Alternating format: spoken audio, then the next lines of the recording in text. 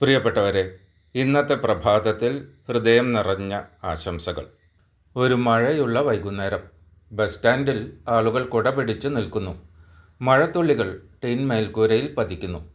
അവിടെ ഒരു യുവാവ് ഫോണിൽ ആരോടോ സംസാരിക്കുകയായിരുന്നു. അവൻ്റെ ശബ്ദത്തിൽ നിരാശയുണ്ടായിരുന്നു. അവൻ മാപ്പ് പറഞ്ഞു, പക്ഷേ എനിക്കൊന്നും മാറിയതായി തോന്നുന്നില്ല. ആ വാചകം ഞാൻ മറന്നിട്ടില്ല. കാരണം നമ്മളിൽ പലരും ഇത് അനുഭവിച്ചിട്ടുണ്ട്.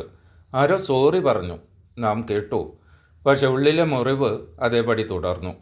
അതേസമയം ചിലപ്പോൾ വളരെ ലളിതമായ ഒരു എന്നോട് ക്ഷമിക്കൂ നമ്മുടെ കണ്ണിൽ വെള്ളം വരുത്തും. എന്തുകൊണ്ടാണ് ഈ വ്യത്യാസം?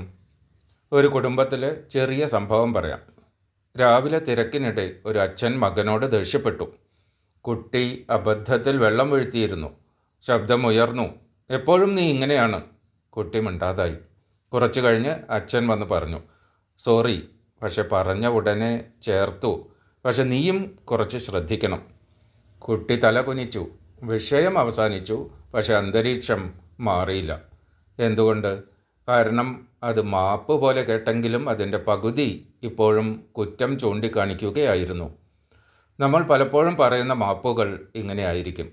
നിനക്ക് വിഷമമായെങ്കിൽ സോറി, ഞാനങ്ങനെ ഉദ്ദേശിച്ചില്ല, ആരായാലും അങ്ങനെ തന്നെ പറഞ്ഞേനെ, പക്ഷെ നീയും ശ്രദ്ധിക്കണമായിരുന്നു. ഇവ കേൾക്കുമ്പോൾ ഒരു വിചിത്ര അനുഭവമുണ്ടാകും. വാക്ക് മാപ്പാണെങ്കിലും ഉത്തരവാദിത്വം മുഴുവൻ ഏറ്റെടുത്തിട്ടില്ലെന്ന് തോന്നും. ഇവിടെ ഒരു ചെറിയ വ്യത്യാസമുണ്ട്, പക്ഷെ അത് വളരെ ആഴമുള്ളതാണ്. നിനക്ക് വേദന തോന്നിയതിൽ എനിക്ക് ദുഃഖമുണ്ട് എന്നതും ഞാൻ നിന്നെ വേദനിപ്പിച്ചു എന്നതും ഒരുപോലെയല്ല. ആദ്യത്തേത് വികാരത്തെ അംഗീകരിക്കുന്നു, രണ്ടാമത്തേത് സ്വന്തം പ്രവർത്തനത്തെ അംഗീകരിക്കുന്നു. ഒരു സുഹൃത്ത് ഒരിക്കൽ എന്നോട് ഒരു അനുഭവം പറഞ്ഞു.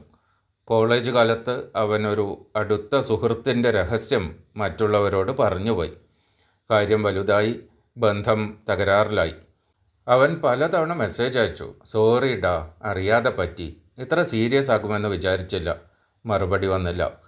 അവസാനം അവൻ നേരിൽ പോയി പറഞ്ഞു, ഞാൻ നിൻ്റെ വിശ്വാസം തകർത്തു, അതിന് ഒരു കാരണവും പറയാൻ ഞാൻ വന്നില്ല.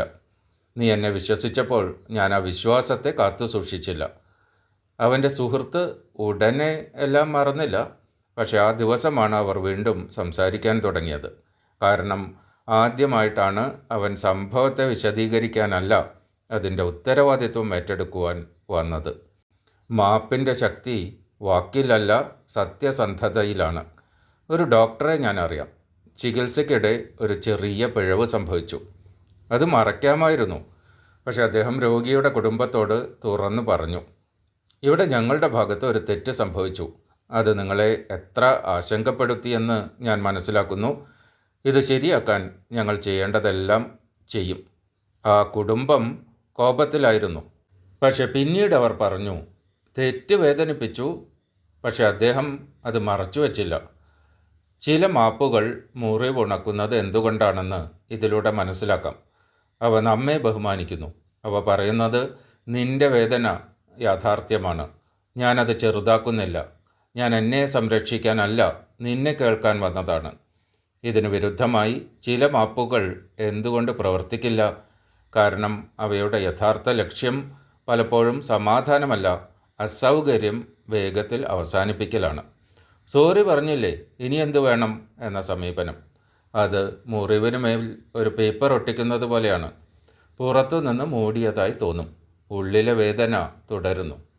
ഇവിടെ മറ്റൊരു പ്രധാന കാര്യമുണ്ട്. സമയമില്ലാത്ത മാപ്പും പലപ്പോഴും പൂർണ്ണമാകില്ല. ഒരാൾ കരയുമ്പോൾ ഉടനെ സോറി മറന്നേക്കൂ എന്ന് പറയുന്നത് എളുപ്പമാണ്. പക്ഷേ ചിലപ്പോൾ ആ വ്യക്തിക്ക് വേണ്ടത് മാപ്പിനേക്കാൾ കേൾക്കപ്പെടലാണ്. അപ്പോൾ നിനക്ക് എങ്ങനെ തോന്നി? ഞാൻ പറഞ്ഞത് നിന്നെ എങ്ങനെ ബാധിച്ചു? നീ ആ സമയത്ത് ഒറ്റപ്പെട്ടതായി തോന്നിയോ? ഈ ചോദ്യങ്ങൾ മുറിവിനെ സ്പർശിക്കുന്നു. ഒരു മുതിർന്ന ദമ്പതികളെ ഞാൻ ഓർക്കുന്നു. വിവാഹ ജീവിതം 40 വർഷം പിന്നിട്ടു. അവർ പറഞ്ഞു, ഞങ്ങളുടെ ജീവിതത്തിൽ വഴക്കുകൾ ഉണ്ടായിട്ടുണ്ട്, പക്ഷേ ഞങ്ങൾ പഠിച്ച ഒരു കാര്യമുണ്ട്. മാപ്പ് പറയുന്നതിന് മുൻപ് മറ്റേ ആളുടെ വേദന മുഴുവൻ കേൾക്കുക. എത്ര ലളിതമായ ജ്ഞാനം! നമ്മൾ പലപ്പോഴും മാപ്പ് പറയാൻ തയ്യാറാകും, പക്ഷെ കേൾക്കാൻ തയ്യാറാവില്ല. കാരണം കേൾക്കുന്നത് നമ്മെ അസ്വസ്ഥരാക്കും. അത് നമ്മുടെ പ്രവൃത്തിയുടെ യഥാർത്ഥ സ്വാധീനം കാണിക്കും. ഇപ്പോൾ ഒരു പ്രധാന സത്യം പറയാം. മാപ്പ് പറഞ്ഞാൽ ബന്ധം ഉടനെ പഴയ പോലെ ആകണമെന്നില്ല.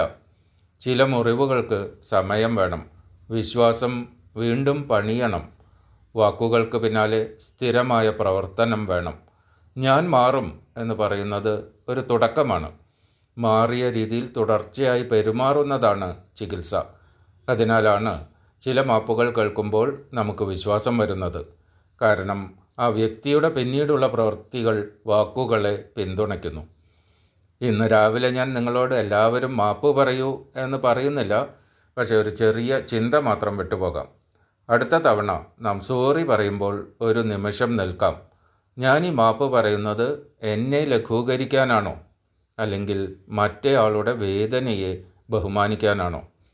കാരണം യഥാർത്ഥ മാപ്പ് 3 കാര്യങ്ങൾ ചെയ്യുന്നു. അത് തെറ്റിനെ വ്യക്തമായി അംഗീകരിക്കുന്നു. അത് വേദനയെ ചെറുതാക്കുന്നില്ല. അത് മാറ്റത്തിനുള്ള ഉത്തരവാദിത്വം ഏറ്റെടുക്കുന്നു. അപ്പോൾ സോറി ഒരു വാക്ക് മാത്രമല്ലാതാകും. അത് വിശ്വാസം വീണ്ടും പണിയുവാനുള്ള ആദ്യ ഇഷ്ടികയാകും. ഒരുപക്ഷെ ബന്ധങ്ങളെ സുഖപ്പെടുത്തുന്നത് പൂർണ്ണരായ ആളുകളല്ല, തങ്ങളുടെ തെറ്റുകൾക്ക് മുൻപിൽ സത്യസന്ധമായി നിൽക്കാൻ തയ്യാറായ ആളുകളാണ്. നന്ദി. നിങ്ങളുടെ ഇന്നത്തെ സംഭാഷണങ്ങളിൽ വാക്കുകളേക്കാൾ സത്യസന്ധതയ്ക്കും വിശദീകരണത്തേക്കാൾ ഉത്തരവാദിത്വത്തിനും അഹങ്കാരത്തേക്കാൾ മാനുഷികതയ്ക്കും ഇടം ലഭിക്കട്ടെ.